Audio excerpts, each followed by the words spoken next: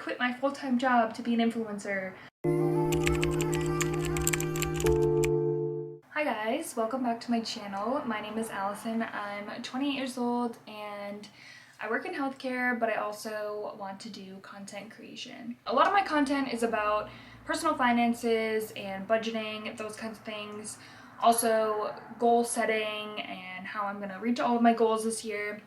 But I wanted to do this video on content creation and specifically TikTok and basically everything that I know about TikTok as someone who kind of I don't know, I'm not an influencer, but I'm just like a normal person who was able to get followers on TikTok somehow and make some money on TikTok. So basically I just want to help other people and give any tips and tricks that I have that may help you grow on TikTok. I'm making this video because I feel like it would have been helpful for me, so maybe I can help somebody else grow on TikTok. But yeah, let's get into it. First off, I want to start just by saying that I feel like a lot of people are missing out on TikTok. Obviously posting and being in front of the camera isn't for everybody, and that's fine. But I think that a lot of people are just scared. They want to, but they're scared or they're nervous that people are gonna make fun of them, or that people in real life are gonna find your videos, which, you know what, they are. A lot of my old coworkers found my videos. I had one go really, really viral, and then there was articles about it. And you know what? It was fine. Nobody was mean to me to my face or judging me to my face. They might have been behind my back, but at that point I don't really care, because they're probably just jealous or whatever. I don't know. That's the narrative that I'll push on it, because I just don't have time for people to worry about what other people are thinking about me. Because if I enjoy doing this and it's making me some extra income, then I'm gonna keep doing it. So that's what I feel is holding a lot of people back, is just their fear of putting themselves out there, which is hard, you know. It wasn't easy for me either. I've always been so shy. I feel like people would be surprised that I post on social media now, because growing up I was so shy. Even in high school, I'm not even sure people from my high school would know who I am. I was that quiet. I just like to preface by saying that if I can do it, I do believe that a lot of people can do it. I have anxiety, I hate eyes on me, I don't like any of that, but I feel like I can get past that to post on social media, because I feel like I'm supposed to. I don't know. I feel like I was supposed to be doing this, but I truly do, and I feel like there's other people out there who feel the same way, and they're just they want to post, but they're too afraid. There's no better time than now to be posting on social media and, you know, trying to make a brand for yourself, basically. But anyway, that's my little spiel about why I feel like people should be posting on social media, because it can truly change your life. And you see it all the time with influencers. It just changes your life, and then you're going on brand trips, you're getting sent all this stuff. Not that that's what life's about, but if you're watching those videos and you feel jealous, it's because you want to be doing those things. And you can, if you have a phone and TikTok, you can start your journey to be posting those kinds of things. Maybe will it happen for you? Maybe not, but maybe, you know what I mean? And the only way you're gonna know is if you keep posting consistently, because I really feel a lot of these people, even on YouTube, the people who made it and still are making it are consistent. It's not always gonna be you post one video and it's viral. That's just not how it's gonna be. Sometimes you have to work really hard and maybe post consistently for a whole year before you even see any kind of progress. But it's the people that keep showing up and keep posting that make it. And I feel YouTube specifically is where you see that the most, because nowadays I feel it's a lot harder to grow on YouTube. But people who are truly passionate about it will continue to post even if their videos are getting 200 views, because 99% of people, I feel like, are gonna give up when they're not seeing the results right away. But if you stick it out and keep posting, that is where you'll eventually get to where you want to be. That was like a little like pep talk for myself, honestly. I needed to hear that, I think. Some of my like tips for TikTok, like I've had multiple profiles on TikTok. I started out posting on TikTok as like a small business, basically. I had an Etsy store and I was doing shirts and like cups and things like that, like stuff with vinyl. I had a Cricut. I was doing a lot of that stuff. And that was the first channel that I had, I think, a video with like 3 million views, which was amazing and it was so cool. And as a business, it was really cool because I was getting a lot of orders from it. And then I opened up a different small business and I was getting some views on that. But like, I didn't want to do that forever. It's a lot of work running a business, but also I work full time. Wasn't fun, and also at the same time, like, running a business is hard. You have to keep track of like all the finances and all the inventory and like all this stuff, and like post videos. Like, it was really hard, so I like stepped away from that.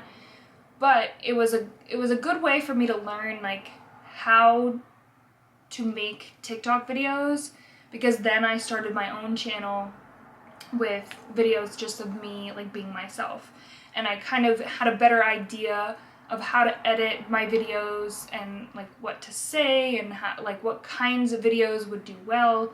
And then eventually I got videos on there that went viral as well. The thing is, with going viral, I feel like there's no special formula for it.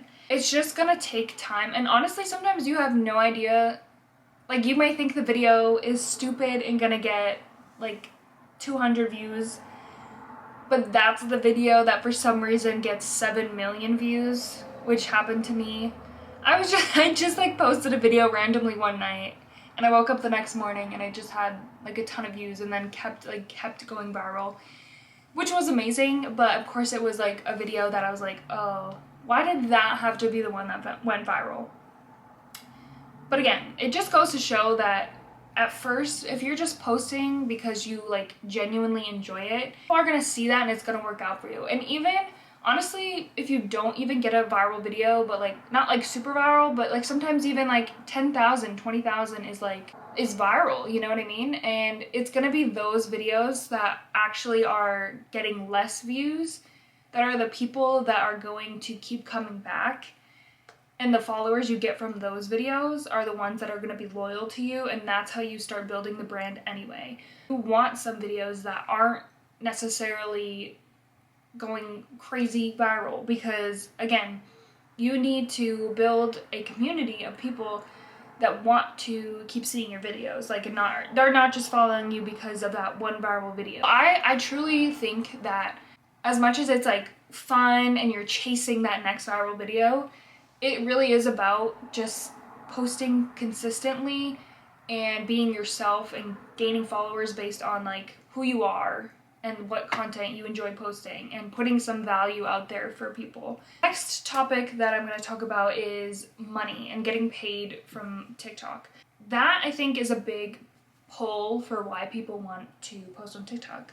And I just want to be transparent with you guys and show some real like stats and facts and figures about what you can be making on TikTok. I have like 43,000 followers on TikTok, and there's been a period of time where I kind of like slowed down on posting.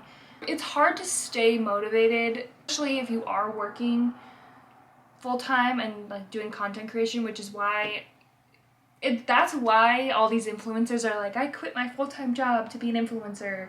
Like, good for them. Honestly, I feel like there's a negative connotation around that, but if you can do it, like, why not? If you're making even like equal amount of income from just posting about your life on social media, why not? Why not do that instead of working 40 hours a week at a job that you probably hate?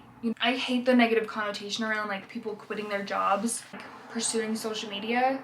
I get it if like maybe you're not, like I shouldn't do that, you know what I mean? Like I don't have, like I'm not that famous to be doing that right now. Like I get that, like someone like Alex Earl who doesn't have to work in order to make a substantial amount of money, like why not? I do think that there is room for everybody to be making money on TikTok, and even if it's just like a little bit of extra income every month, that's huge for some people. Again, if you can be making money by just posting about your life, then why not?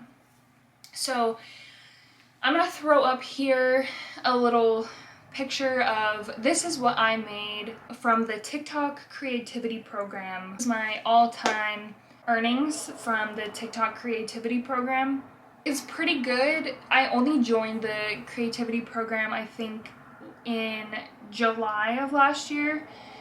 There's definitely been months where I made more money than others, and there was a couple months where I had to pivot like what I was posting about and try to figure out like where my channel was going, because I had a niche and I had videos that were doing well, but I couldn't do those types of videos anymore just simply because like I was doing videos where I was driving for Amazon Flex and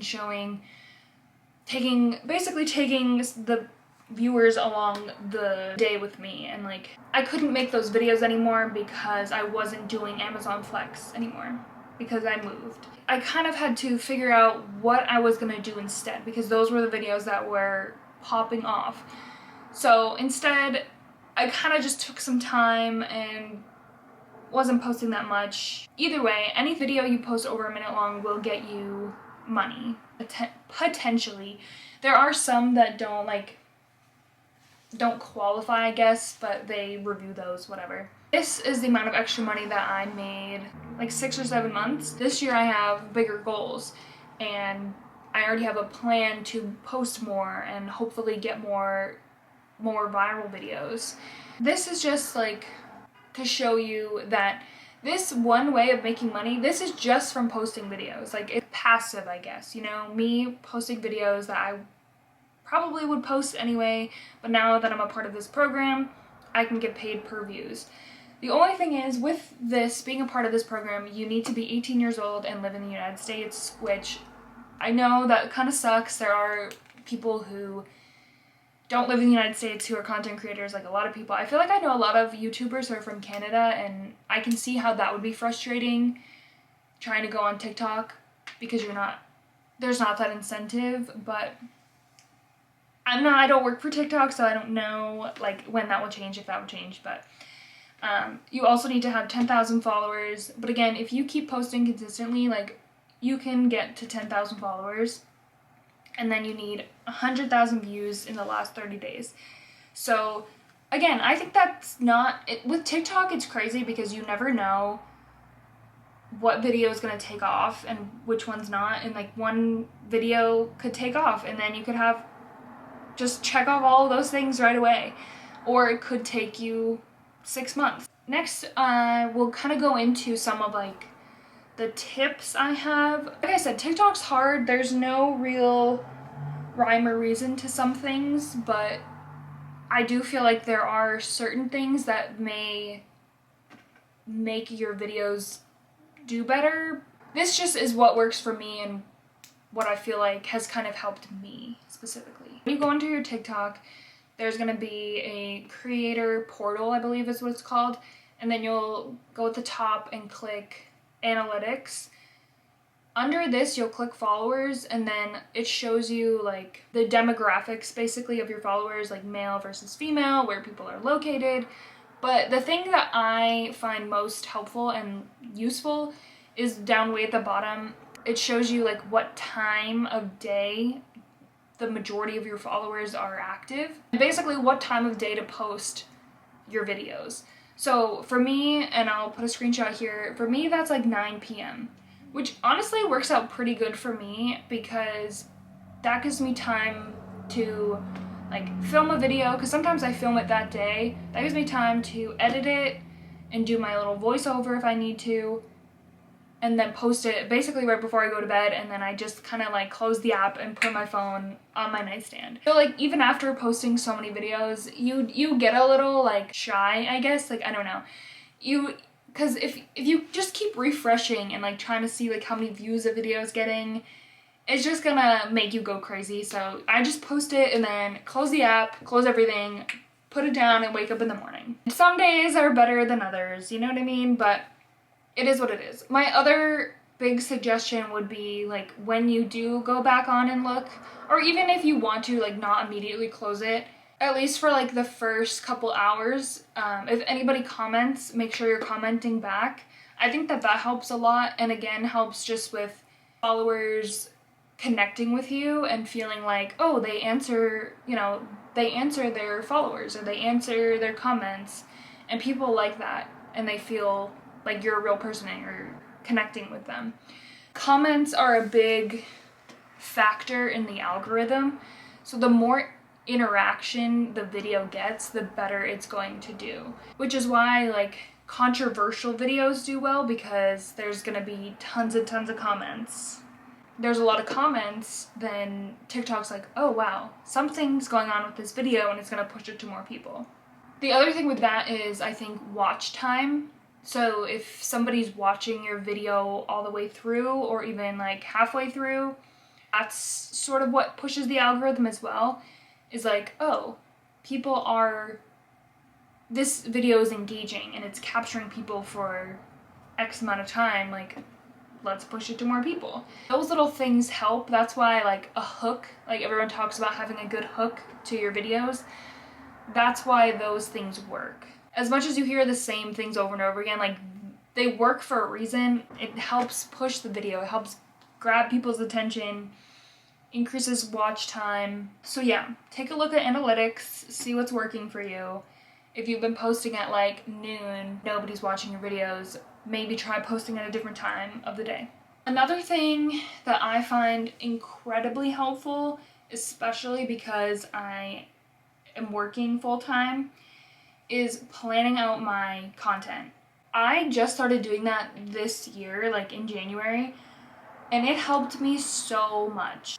I can tell that my videos are doing better, and I've always wanted to like post once a day. Like my goal is to post on TikTok once a day, because again, the consistency really is what's key, and how people are going to recognize you, basically. Different things work for different people, like cleaning videos. You don't really have to show your face. But there's always something about those videos that you recognize that person. You know what I mean? Like they have a specific style, or like the aesthetic of their videos is consistent. So you see the video and you're like, oh, this is that girl who posts those videos. Whereas like if you're someone who's showing your face in videos, you want to make sure that you're posting consistently, because then that's how people recognize you. Like, oh yeah, that was that girl Allison who talks about budgeting. Oh, I liked her content, let me follow her. But at least coming up with a schedule where maybe you're posting 3 to 5 times a week. Honestly, I should probably be posting more than once a day. It's just that is really hard and not something I feel like I can commit to. But once a day has been like game changer for me. And writing out exactly what I'm gonna post each day has been super helpful, because also what I can do with that is on the weekends, if I'm like, okay, this week, during the week, I want to post these 5 videos, I can pre-record them on like Saturday or Sunday. That way they're ready to go, and all I have to do is post them. Because honestly, sometimes like I'm exhausted. When I get home from work, I commute an hour to work, which is honestly quite dreadful, but it takes up so much. So I commute an hour, I work for like 8 hours, and then I commute an hour home. Like that's so much time of my day, and then I have to come home and like edit a video and do a voiceover and like all this stuff. Like it doesn't take that much time, but it's not something that I necessarily want to do when I get home. So now that I've been doing that on the weekends, it's helped me so much, because then when I come home I can just relax, and then I know which video I'm gonna post at 9 o'clock before I go to bed. I'm really serious about this. Like start planning out videos. Like it doesn't have to be like anything crazy. Kind of make a plan based off of that, but scheduling things out has been really helpful for me. Next section that I want to talk about is editing videos and like how exactly I film my videos for TikTok. Biggest recommendation is to film on your phone camera, like the back camera. So that's the way you're gonna get the best quality videos. It's not always the best quality videos that are gonna do well. Like, you may try so hard and edit a video perfectly and it may still only get like 200 views. And that's where it gets frustrating. But there is a difference sometimes between like posting good quality videos and not having good quality. Like, as much as it sucks sometimes when you like put so much effort into a video and it doesn't do well, it's still like a good practice to get into to have like good quality videos. So you want to use the back camera of your phone to film any videos. And my biggest thing is to have good lighting. Like, even right now while I'm filming this video, there's a window right behind us because I wanted that natural lighting. So I try to do that a lot with my TikTok videos as well. Sometimes it's hard, and that's another reason why I like to film some of my content over the weekends. Because with my work schedule, I work from like 7 a.m. to like 3 or 4, but I don't get home until like 3:30, 4:30, and like nowadays it's the winter. The sun is setting at like 4:35, so I don't have a lot of time to be filming videos with good lighting. But those things really help, and they definitely make a difference. I feel like a lot of times if people see a video that's not very good quality, they're just gonna like keep scrolling. A little bit of an extra step gonna add value to your content, affect like how people, if people watch your videos or not. What I do is I usually film my clips just in my like camera on my phone, and then I edit them in CapCut, and then I upload it to TikTok. That makes my quality a little bit better as well when you're not using like the TikTok app to film. Sometimes I do. If I'm replying to people's comments with a video, I just do that right on TikTok. But if you're making a video and you're filming like today I did a grocery haul video, I film all the clips on my phone just in the camera app. And then I'll go on to CapCut and I'll edit all of my clips together on there, and I'll cut the clips where I want them to, and that's where you can do like the transitions that everybody does. I'm not very good at those, but that's where you kind of like cut the clips and do whatever. I feel like CapCut's a little bit easier to use the features than in the TikTok app. And also on CapCut, there's a lot more fonts that you can use. You can add, like, what people now, I feel like, at least some girls, like, I don't know if you know Samantha Joe, like, she makes really good TikTok videos that are engaging. You can add sound effects, you have, like, fun fonts, effects to it. Like, that's how people are making, like, entertaining, like, cool videos. So I suggest using CapCut because it's just a lot easier and there's so much more you can do with the videos. And you can also add text, I usually, if I'm doing a voiceover, I do that and then I mute the clips and then I add my voiceover on there. When you're doing voiceovers, like, I suggest using a little microphone because that also helps the quality. As much as it seems like, oh my god, I'm doing all of this and I still get like 200 views.